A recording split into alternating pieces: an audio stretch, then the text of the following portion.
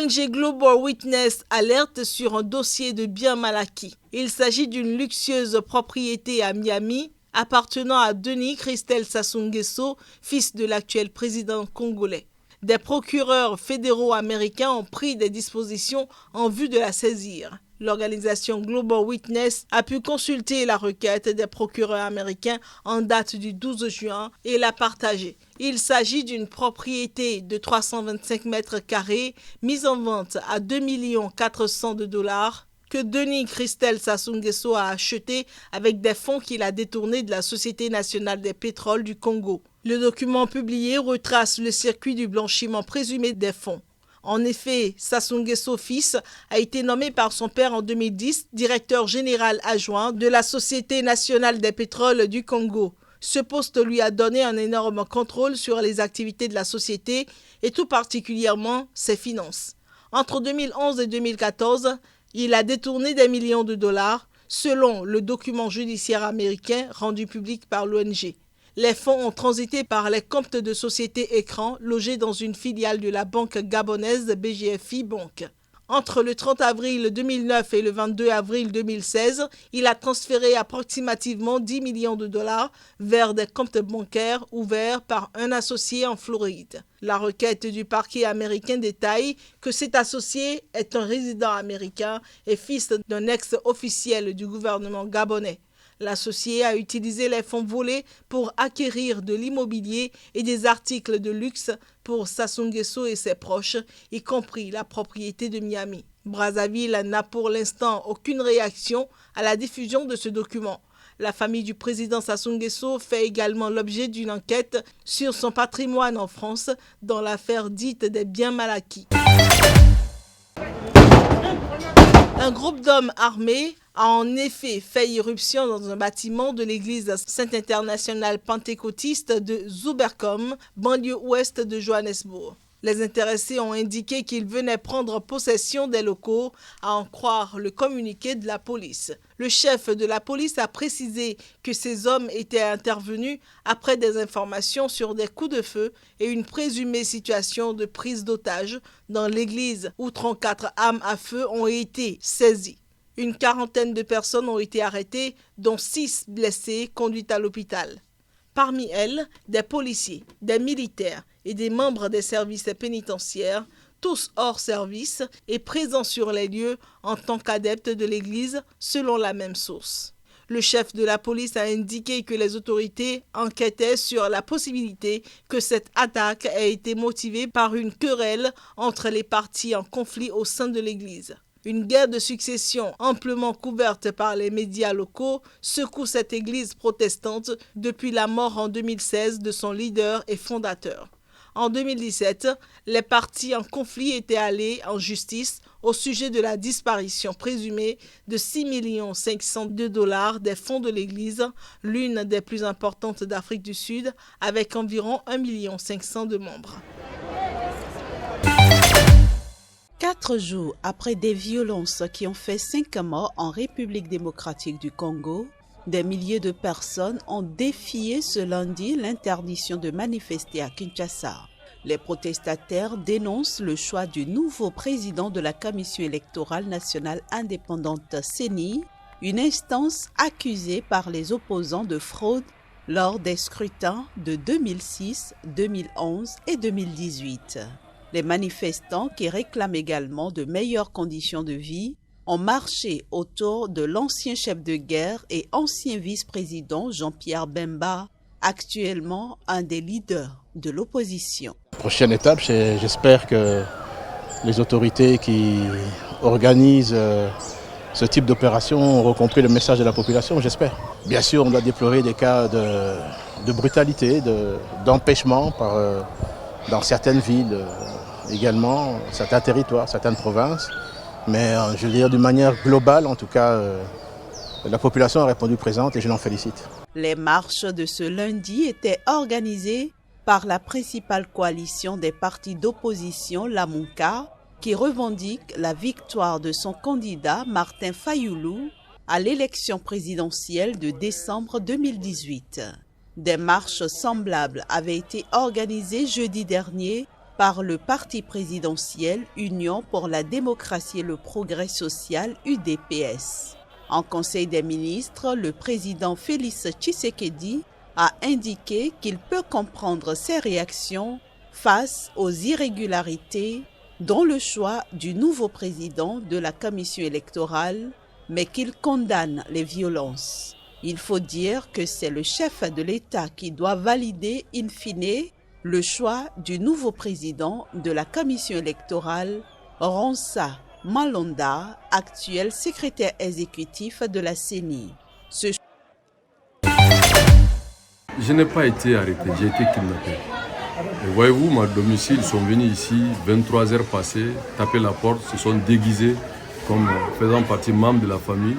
Et ils sont rentrés, ils m'ont arraché de mon salon, presque nu, alors pour m'embarquer. Et 2 jours, je dormais dans les toilettes, insalible, sans nourriture, aucun contact, un isolement total avec le monde réel. Donc pour moi, c'était une tentative d'assassinat. Donc ça veut dire que tout le monde vient de voir qu'Ibeka même n'est pas cohérent et qu'Ibeka n'est pas dans la République. Et donc le peuple est déterminé vraiment pour qu'Ibeka parte. Mais nous voulons pacifique et démocratique. Vous pensez que le peuple est sorti juste que pour qu'il y ait des morts et que nous on soit alors arrêtés et puis on retrouve la liberté et puis c'est fini. Non, si c'est pour nous intimider, mais il a tout faux. J'étais déterminé, mais cette fois-ci, je suis plus que déterminé parce que le soutien du peuple m'a convaincu que je suis sur la bonne voie. Mais je reste toujours dans un esprit pacifique et républicain.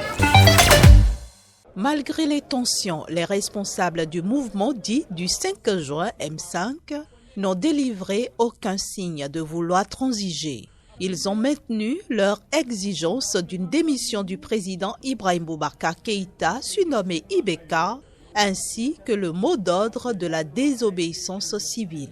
Le M5 RFP renouvelle ses hommages au peuple malien, mobilisé comme un seul homme sur l'ensemble du territoire national et dans la diaspora, et l'engage à poursuivre la lutte jusqu'à la victoire contre le régime d'Ibrahim Boubacar Keïta. Et ce, dans le respect de toutes les consignes explicitées dans le document intitulé « Les 10 commandements de la désobéissance civile » en date du 10 juillet 2020. Bamako, préservé en temps normal des violences djihadistes et intercommunautaires qui endeuillent le nord et le centre du pays, a été la proie entre vendredi et dimanche dernier de ces troubles civils les plus graves depuis 2012, point culminant de plusieurs semaines d'une crise qui alarme les alliés et les voisins du Mali.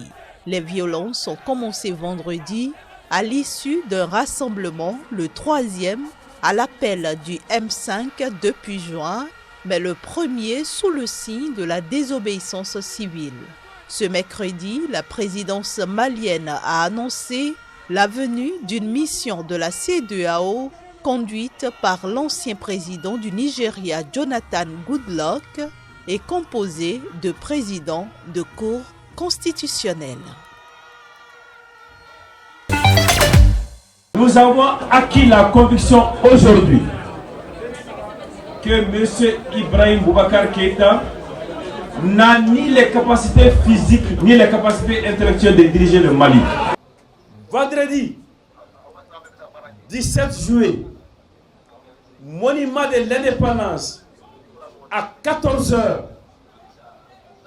prière collective, hommage à nos martyrs.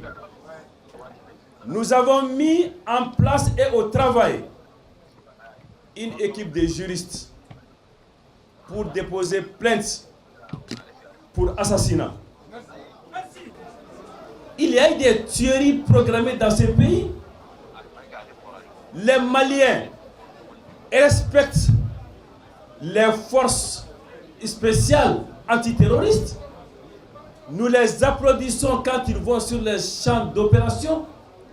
Ce sont nos enfants, mais leur formation, leur vocation, leur rôle, ce n'est pas de maintenir l'ordre. Et ceux qui leur demandent de maintenir de l'ordre sont responsables de ce qui est arrivé et c'est leur responsabilité à eux que nous allons rechercher et obtenir. L'opposition politique regroupée au sein du mouvement du 5 juin, Rassemblement des forces patriotiques M5 RFP, exigeant toujours le départ du président, a appelé ce mardi à un nouveau rassemblement vendredi.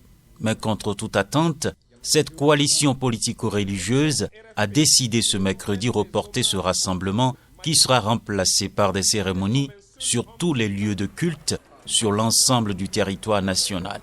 C'est ce qu'a annoncé dans un communiqué Amadou Ndonga Maïga, porte-parole d'une composante du collectif qui porte communément ces messages. Mais il n'a pas fourni d'explication, se contentant d'invoquer des raisons hautement stratégiques. Cette décision intervient alors que se poursuivent les efforts pour désamorcer la crise. Parmi les voies de sortie de crise empruntées par le pouvoir secoué figure la nomination de nouveaux juges à la Cour constitutionnelle. Juché sur un commande-car enveloppé d'un drapeau ivoirien, le cercueil du lion de Korogo, arrivé par avion vers 18h locale dans la grande cité du Nord ivoirien, a été présenté à la population lors d'une procession à travers les rues de la ville où il sera inhumé vendredi après une série de cérémonies au terme d'une semaine de deuil national. Des milliers de Korogolais réunis sur le parcours acclamaient leur héros décédé brusquement le 8 juillet d'une crise cardiaque à 61 ans, moins d'une semaine après son retour d'un séjour de 2 mois en France pour tenter de soigner ses problèmes cardiaques. Il avait été greffé du cœur en 2012. Natif de Korogo, Amadou Gankolibali a été longtemps député et maire de la ville qu'un de ses ancêtres a fondé. Mercredi matin, quelques 10 000 militants du parti au pouvoir, dont le président Alassane Ouattara, s'étaient rassemblés au Palais des Sports d'Abidjan pour rendre hommage au Premier ministre décédé. La plupart des militants du Rassemblement des Oufouettistes pour la démocratie et la paix, RHDP, étaient vêtus en blanc, portant des t-shirts à l'effigie du lion ou de AGC.